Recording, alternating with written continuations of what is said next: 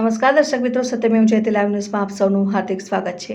વડોદરા તાલુકા પંચાયત કચેરી ખાતે સામાન્ય સભાની બેઠક મળવા પામી હતી।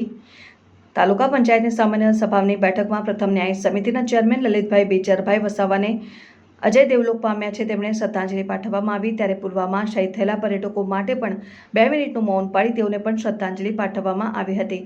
સાથે જ ગત તારીખ 17મી માર્ચ 2025ની સભામાં ઠરાવમાં બચાણે લઈ બહાલી આપવા બાબતે તેમજ તારીખ 17મી માર્ચ 2025ના સામાન્ય સભાના ઠરાવ અમલીકરણ બાબતે તથા કારોબારી સમિતિની તારીખ 11મી એપ્રિલ 2025ના રોજની બેઠકમાં આયોજન કરવામાં આવેલા કામોને વહીવટી મંજૂરી બાબતે અધ્યક્ષ સ્થાનેથી રજૂ કરાયેલા સોખડાના માજી પ્રમુખને વિદેશ જવાના હોવાને કારણે તેઓની રજા મંજૂર કરવામાં આવી છે। ત્યારે કામકાજમાં જે ફેરબદલ કરવાના છે તે પણ ફરી કરવા મંજૂરી આપવામાં આવી છે।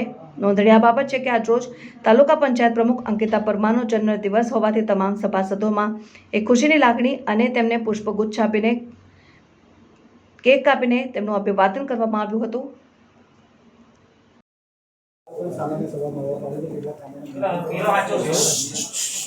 આજે તારીખ 20/5/2025ના રોજ સામાન્ય સભાનું આયોજન કરવામાં આવ્યું।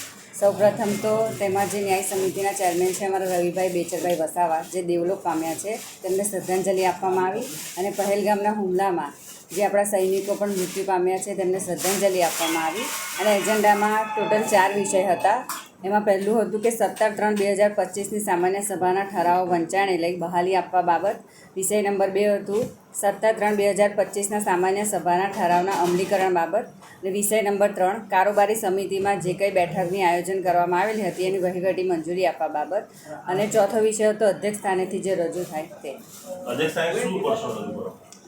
અધ્યક્ષ સ્થાનેથી જે અમારા માજી પ્રમુખ હતા, સોખડાના જે પહેલાં માજી પ્રમુખ હતા, એમને 4 મહિનાની રજા મંજૂર કરવામાં આવી છે, જેમણે વિદેશ કામથી કંઈ બહાર જવામાં આવ્યું તે માટે। અને જે કંઈ કામની ફેરફારો જેને કરવાના હોય તે આજે ફેરફાર બદલીના કામ કરવા બાબત।